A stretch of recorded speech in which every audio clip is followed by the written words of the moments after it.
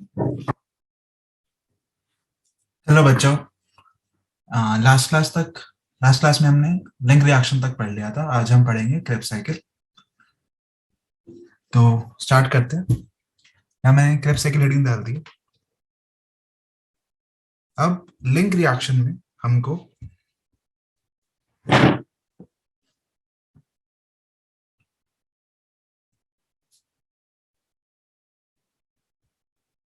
Link reaction में हमको product मिला था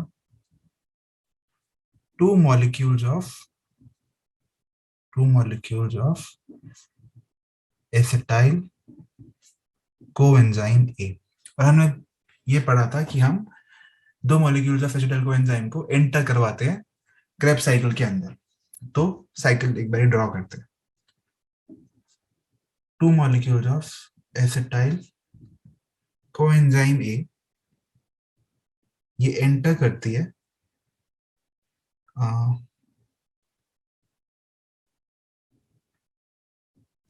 क्रेब साइकिल, और फर्स्ट रिएक्शन होता है OA के साथ। ये रिएक्ट करके बनाती है सिट्रिक एसिड। OA होता है oxalo acetic acid.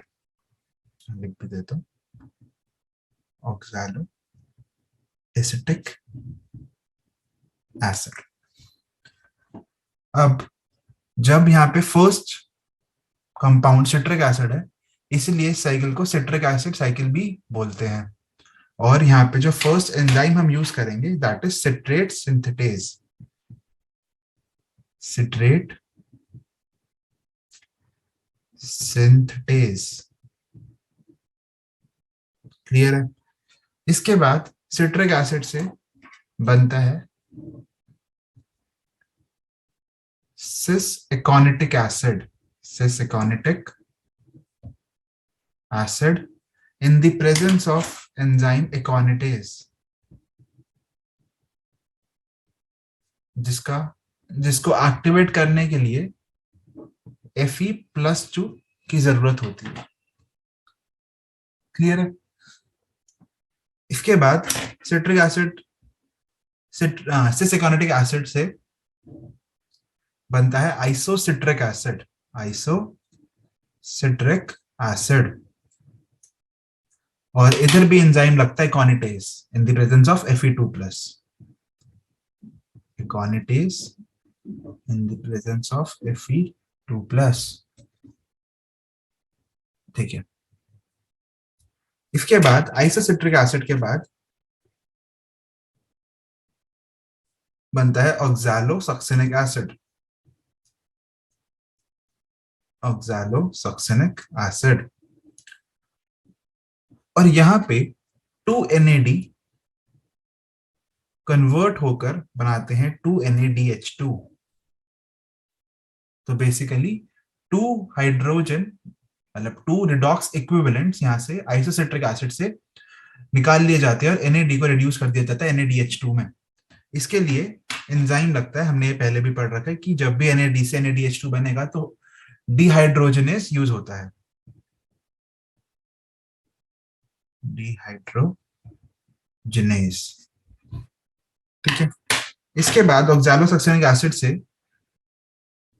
To molecules of CO2 exit कर देते हैं, और हमारे पास प्रोडक्ट बनता है alpha keto glutaric acid. Alpha keto glutaric acid.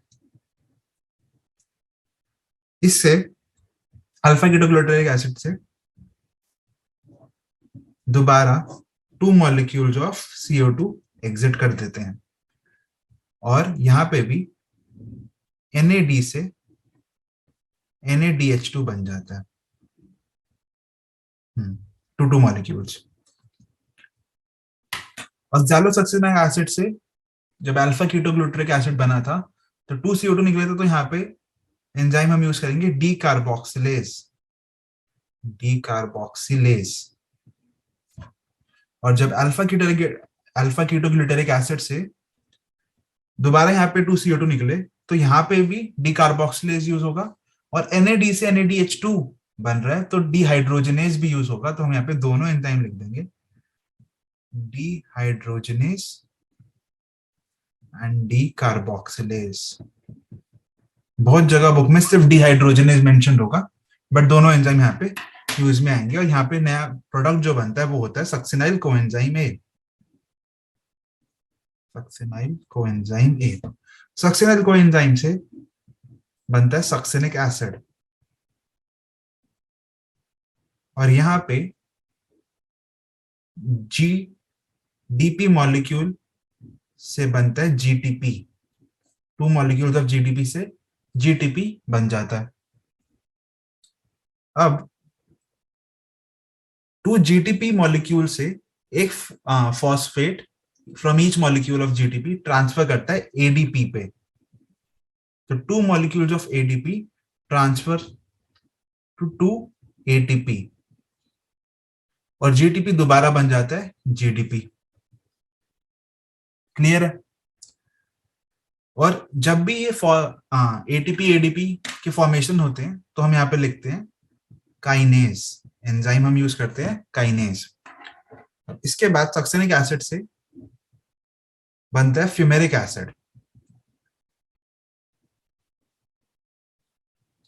और यहाँ पे FAD टू FADH से बन जाता है 2FADH2। 2FADH2, और यहाँ पे दोबारा रिडक्शन हो रहा है तो हम यहाँ लिखेंगे डिहाइड्रोजनेज।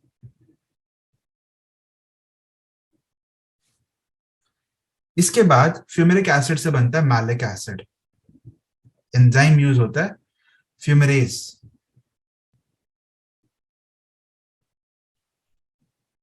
और मैलिक एसिड से बन जाएगा ऑक्सैलो एसिटिक एसिड, और यहाँ पे भी 2NAD से बनेंगे 2NADH2। तो एंजाइम यूज होगा डिहाइड्रोजनेज।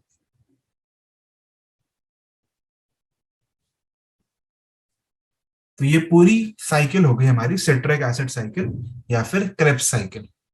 तो इसका मैं यहाँ पे दूसरा नाम लिख देता हूं, also known as citric acid cycle या ट्राइकार्बोक्सिलिक एसिड साइकिल।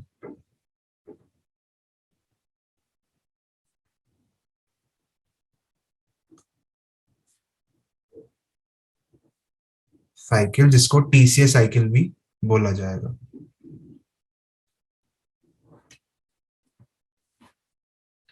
क्लियर है इतना? ठीक है, अब इसके बाद हम देखेंगे energy calculation of Krebs cycle.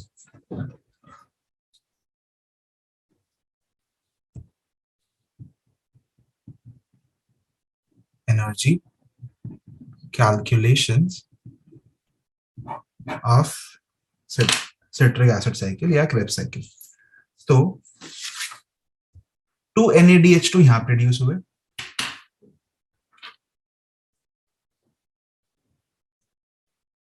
2NADH2 यहां प्रोड्यूस हुए, 4NADH2, और यहां पे भी 2NADH2 प्रोड्यूस हुए, तो 6NADH2 प्रोड्यूस हुए, 2FADH2 प्रोड्यूस हुए। हम लिख लेते हैं इसको, 6NADH2 प्रोड्यूस्ड,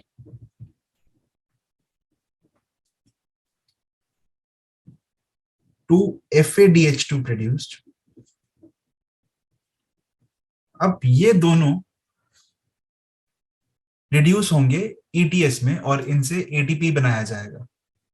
तो एक NAD हम यहाँ पे लिख देते हैं दोबारा, 1 NADH2 इक्वल्स टू होता है 3 ATP एंड 1 FADH2 होता है इक्वल्स टू 2 ATP।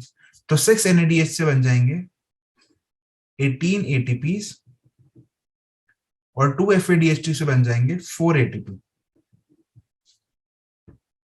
क्लियर है इतना?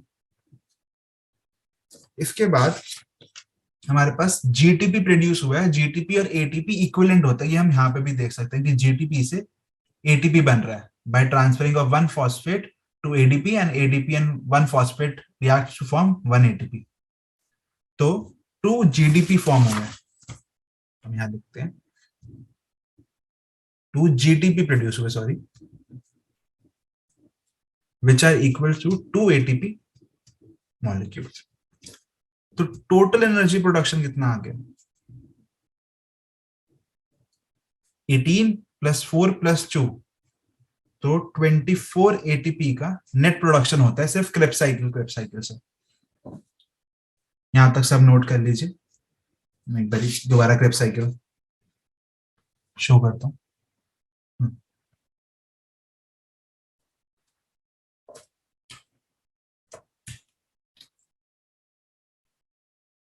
और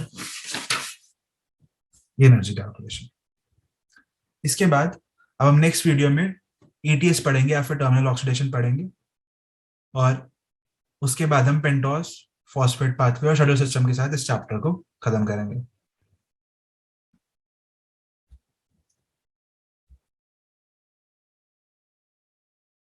तो बच्चों, अगर आपको मेरे पढ़ाने का स्टाइल, मेरा कंटेंट अच्छा लगा हो तो do consider subscribing my channel. You can also follow me on Instagram and join my Telegram channel. We will be updating all the information regarding the entrance examination and board examination over those channels.